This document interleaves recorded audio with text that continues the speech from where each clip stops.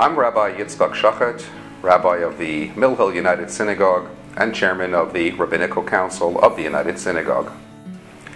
The question for this week is, why is it that we look at our fingers or fingernails when we are lighting the candle and reciting the special blessing during the havdalah service at the culmination of the Shabbat?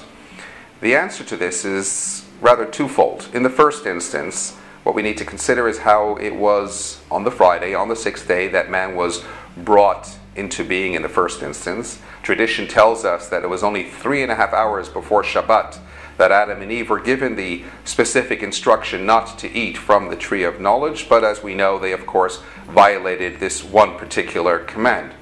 As such, God in His mercy chose to keep them in the Garden of Eden over the Shabbat, though of course the ultimate punishment was that thereafter they were immediately sent from the paradise, from the great luminescence, from the brilliance of living in the Garden of Eden. And now as they are cast out on the night of Shabbat into a darkened world, man struggles with how he is going to be able to create light. As a gift, God gave man the ability and the know-how in how to generate his own light, rubbing two sticks together, creating a spark, being able to make fire. We commemorate this and we celebrate this on the night of Shabbat, as Shabbat goes out each week during the havdalah service, as we separate the Shabbat from the rest of the week, by indeed striking a match and lighting a fire to mark this very gift that was given to man, his own ability to be able to create his own fire. As such, because we're reciting the blessing on the fire, we want to demonstrate how we can immediately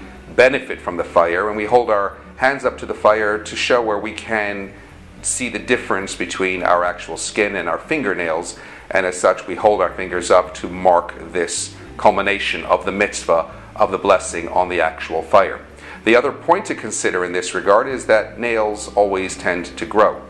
and we therefore also reflect upon our nails as Shabbat goes out to consider how we ourselves are going to grow over the coming week as well.